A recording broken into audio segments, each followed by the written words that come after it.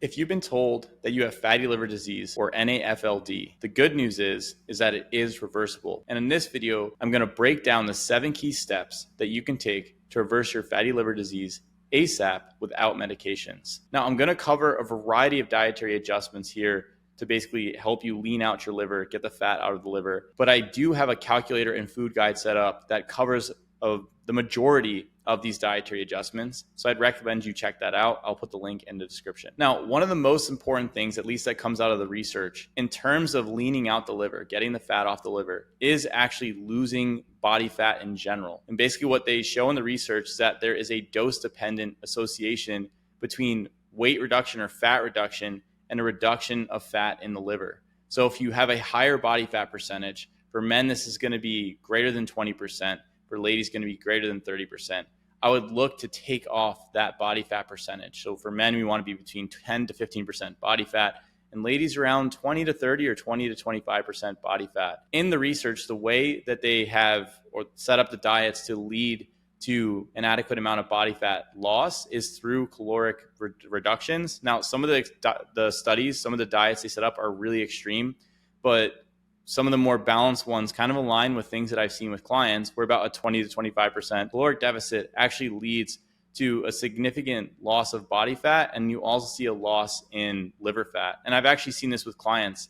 I've had quite a few clients who they had initial ultrasound of their liver, and then the follow-up ultrasound after they lost significant amounts of weight saw a drop in the percentage of fat in the liver, the fatty liver score, or they didn't have fatty liver at all anymore. And that was something that we actually directly targeted. So weight loss by itself is a very potent stimulus to actually lose fat in the liver and reverse fatty liver altogether. The next one with weight loss is we don't want to lose muscle tissue. You don't want to lose weight. You want to lose fat. If you're losing your lean muscle tissue in the long run, it'll actually be worse off. And this actually ties in pretty well with some of the strategies. The second strategy here to reverse fatty liver is making sure that you have adequate protein intake in your diet. So there are studies in humans where they show that having a protein intake, I think it's about 30% of the total energy intake, led to a 36 to 48% reduction in liver fat by 6 weeks. And they tested both plant proteins and animal proteins, and they still see the loss in liver fat. So an adequate protein intake, a higher protein intake, can be quite helpful to actually lean out the liver. I typically shoot for 0.82 grams per pound per day if you are on the leaner side. So this for men, if your body fat percent is less than 26%. For ladies, if you're less than 38%. But when you go over 26% as a man or over 38% as a woman, then I would shoot more for 1 gram per pound of lean body mass, or else the protein target is going to be exceptionally high or excessively high for what you need to eat in a day. Now, the third component, and this kind of ties in with protein as well, is there are certain protein sources that are very high in certain types of amino acids, like the branched chain amino acids, that have a beneficial effect on leaning out the liver. So one of those is whey protein. And there was a study done in women for 4 weeks where they were given 60 grams of whey protein per day. And what they found was that the fat content of the liver had decreased by about 20%. So if you use a large portion of the protein that you're going to take to lean out the liver, if you make that whey protein, it can actually help to increase the loss of fat from the liver altogether. And also the whey is quite easy to incorporate logistically, and it's a great thing to aid in resistance training, which we'll talk about in just a few minutes here. The next one is fats. There's quite a bit to go through when you're looking at fatty acids, because you have the 3 different types of fats, and in the research are trying to delineate between saturated fats, monounsaturated fats, and polyunsaturated fats. Now, the saturated fats, because of their structure, they are processed a bit differently in the body, and in particular at the liver. So if you overfeed in saturated fats, in most of these studies, there's like a very famous study where basically they overfed people muffins, like an extra 1,000 calories, and they did it with saturated fat. So it was like palm oil versus sunflower oil, and they had more liver fat in the palm oil group. And obviously in the bioenergetics, this doesn't line up. Well, saturated fat's supposed to be better, but essentially unsaturated fats, so the more double bonds that are present, it's a little bit easier to process. They're processed a bit differently than the saturated fats, and they take the pressure off the liver. Now, the problem is we have 2 unsaturated fat groups. We have polyunsaturated and we have monounsaturated. Inside the fatty liver studies, you basically get this perspective of the double hit or the dual hit hypothesis. So first you have fat accumulation, and then you get oxidative stress buildup inside the liver, or something that induces oxidative stress in the liver, where it's not just fat buildup in the liver. Now the liver becomes inflamed, and now you get hepatitis, steatohepatitis, instead of just fatty liver, non-alcoholic fatty liver disease. Usually oxidative stress is the driver. So incorporating large amounts of polyunsaturated fatty acids in this circumstance isn't really ideal, because they're very liable to oxidative stress. And in some of the animal studies, when they feed the polyunsaturated fatty acids, while they see changes in some of the liver fat composition, what they wind up seeing is an increase in reactive lipid peroxides, and markers of oxidative stress increase. So in this circumstance, we want to go for a middle of the road option, which are going to be the monounsaturated fats. And the monounsaturated fats, they are much more stable than polyunsaturated fats, but because they have that singular double bond in their structure, they don't create the same pressure on the liver that these saturated fats do. And there's actually a couple studies, there's actually human trials where they have incorporated monounsaturated fats. I think they were basically like Mediterranean style studies where they used things like olive oil. And what they basically found is improvements in liver fat. So the liver fat actually decreased, and there's an improvement in insulin sensitivity as well. So all in all, and this was after a 12-week time frame, when you're dealing with fatty liver, I would shift away from some of the saturated fat sources. These are going to be your things like your butter, the dairy fats in general, too much coconut fats and some of the palm kernel fats, and shift more towards your macadamia nut, your olive oil, and components such as these, so that you can take the pressure off the liver. And I would shy away from high amounts of polyunsaturated fats like you would see in your corn oil, your safflower oil, your sunflower oil, etc., because you have a high amount of the polyunsaturated fats, which are more likely to create a lipid oxidation stress at the liver when it's already metabolically deranged. Now, the next component is how much is the total fat in your diet on a regular basis. And in some of the studies, they do a lower fat diet. The way they defined it in these papers is less than 30% of calories. And I would actually run a higher monounsaturated fat diet that is less than 30% of calories. But I wouldn't go less than 20% of your caloric intake. If you go less than 20% of your caloric intake, you can run into issues with your libido, you can run into issues with your satiety, with your blood glucose regulation, potentially with your sleep at night, and with your overall hormonal function. So you don't want to dip your fat too low, but being between that 20 to 30% of caloric intake sweet spot, it can be quite helpful to take the pressure off the liver while also switching to the monounsaturated fats. The next one is going to be your carbohydrates. And this one's actually quite important because in most of the studies, when you're trying to create a fatty liver scenario, they tend to do a high fat, high sugar diet. So it's a combination of the fat sources and the sugars together. Obviously, they're not using oranges and bananas. They're using things like refined granulated sugar and added sugar products and components such as this on top of a normal rat chow, which is some type of starchy component, maybe cornstarch or some other basic lab-based starch like this. And typically, when you feed high amounts of refined sugar in this very rapidly digestible form, it actually puts pressure on the liver. So what we don't want to do when we're setting up our diet is incorporate tons of highly refined sugar sources.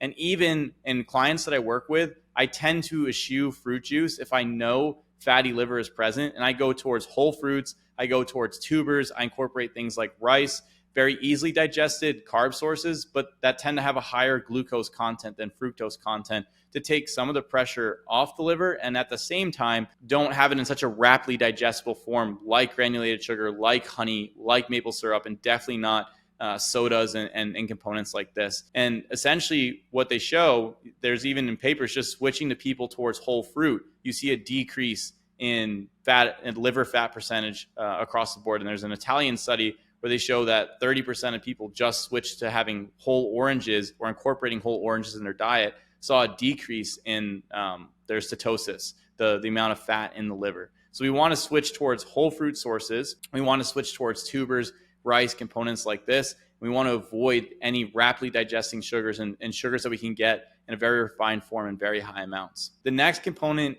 and this is extremely important, is going to be resistance training.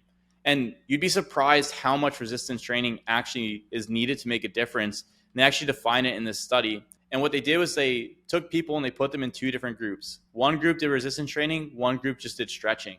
And the resistance training that they had them do was basically, if you go to your gym and they have those circuits where you have like a leg press, leg extension, leg curl, you basically just go through, do the circuit, and you cover the major muscle groups. And they did that for 3 sets for 8 to 12 repetitions. It basically wound up being about 40 minutes in the gym total. Now, most people, they were prescribed to do this 3 times a week, but most people really only made it about 2 times per week. So just 2 times per week of training for about 40 minutes, resistance training, led to a significant decrease in liver fat percentage, as well as visceral fat, total fat, and then the lean body mass also statistically significantly increased in this paper as well. So the resistance training plus the dietary adjustments can be a huge combination, a synergistic combination to see a change in your overall liver fat percentage. And when I'm working with clients, this is what I'm doing. It takes a body, I'll take a look at what they're eating in Chronometer. I will go through and I'll start adjusting how much protein they have. I'll look at their total caloric intake. I'll set up that 20% deficit. I'll increase the protein sources. I'll incorporate things like whey protein if they tolerate that. I'll usually incorporate collagen with the whey protein.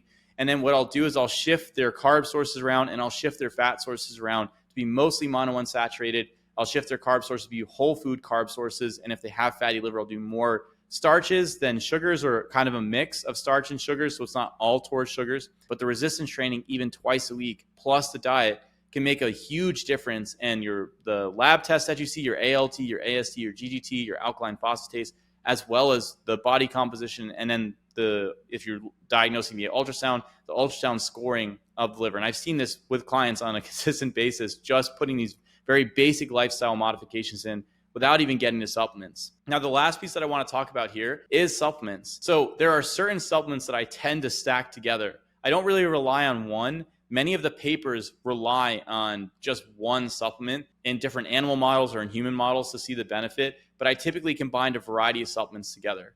So some of the first ones I incorporate are the fat-soluble vitamins. And the 2 major ones I incorporate here are going to be vitamin K and vitamin E.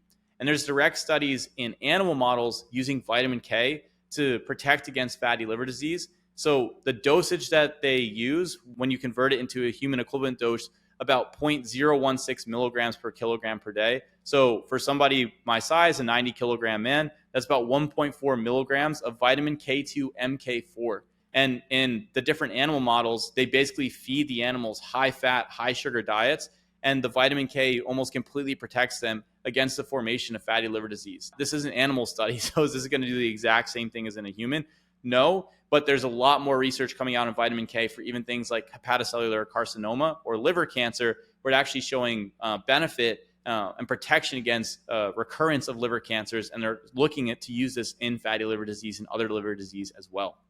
Now, for vitamin E, there's actually human studies with this, and they actually compared vitamin E to different diabetes medications and placebo, and they found that 800 IUs of vitamin E or have a 43% improvement in the liver fat content compared to placebo. And in the diabetes medication, it's pioglitazone.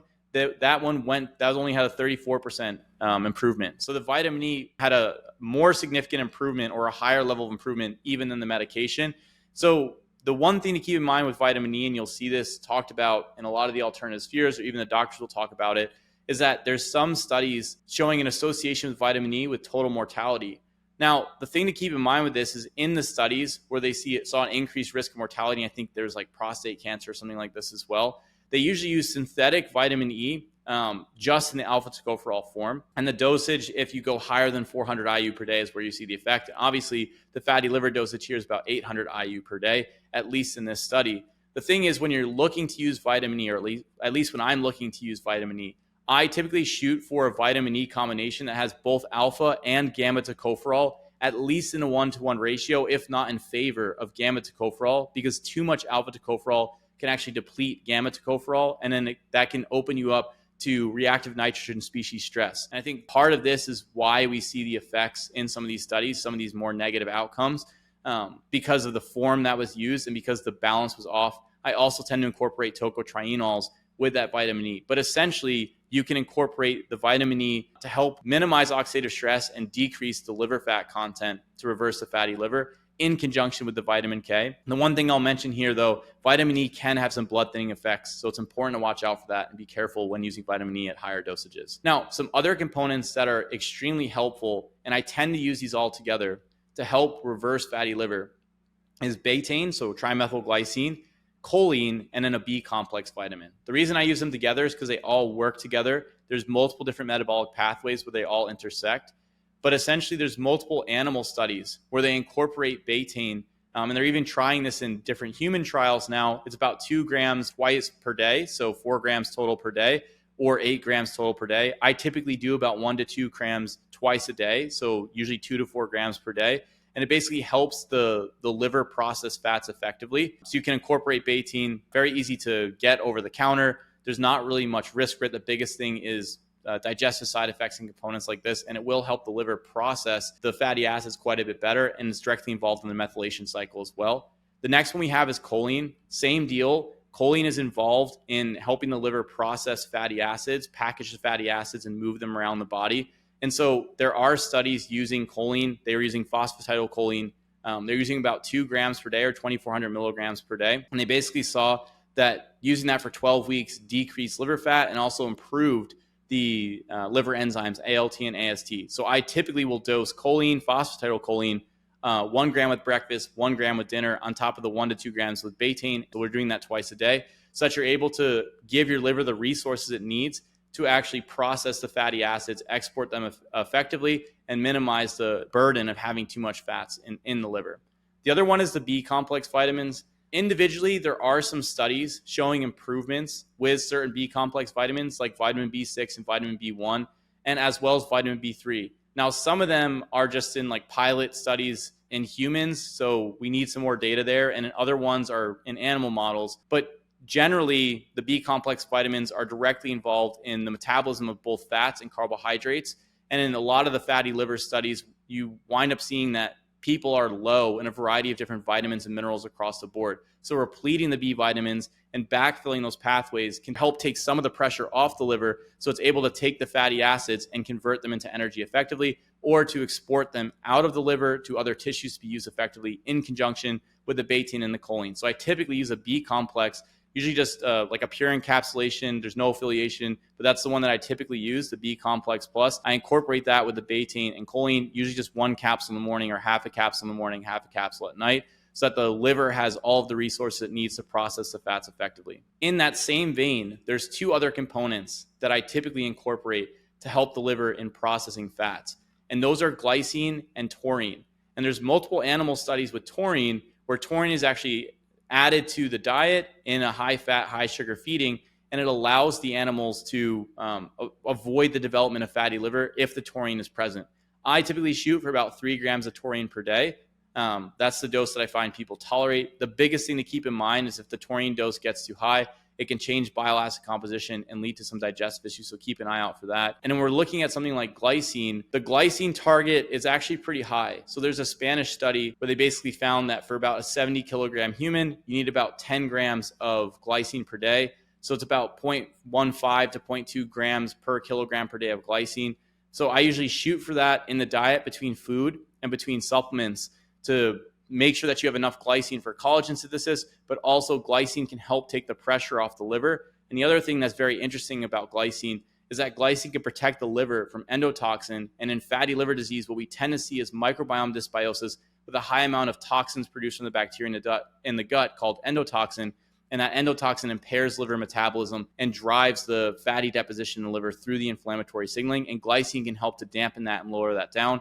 On top of the fact that glycine is able to effectively improve the metabolism of fats because it's involved in bile acid conjugation with taurine. So it can help to export excess fats out of the liver and help to aid the detoxification pathways in the liver. So the next one is N-acetylcysteine, which is a cofactor for glutathione synthesis. Now, glutathione is the major antioxidant in the body, and it's made of glutamate, glycine, and cysteine. You're taking glycine. If you add cysteine with the glycine, and even in older adults, there's studies looking at this. And what you find is that between glycine and cysteine together, you can boost glutathione status. In children, they've tested, this was a randomized, double-blind, placebo-controlled trial.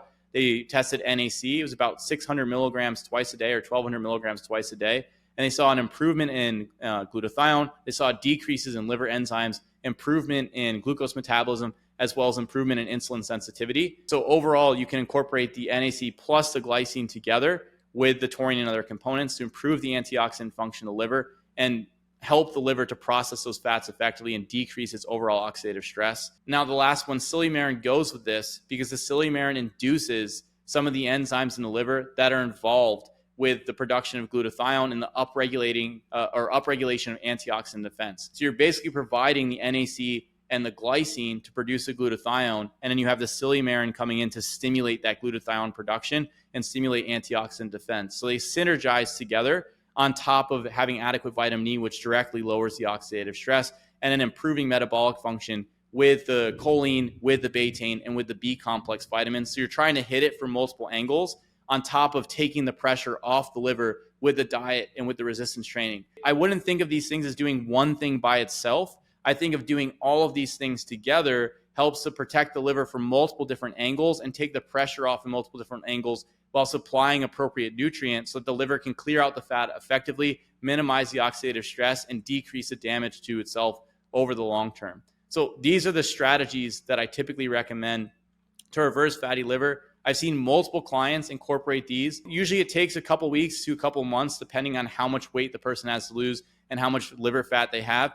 But if this is done on a consistent basis, you can expect the liver enzymes, ALT, AST, and GGT to come back to normal. And you can also see a change if you do follow-up ultrasound where the liver fat has decreased significantly. So these would be the strategies I incorporate. I recommend you try them out. Let me know how it goes in the comment section. And if you want to learn more about how I set up the diet in terms of the caloric restriction piece so that you don't damage your hormones or you don't impact your lean muscle tissue, I recommend that you check out this video here.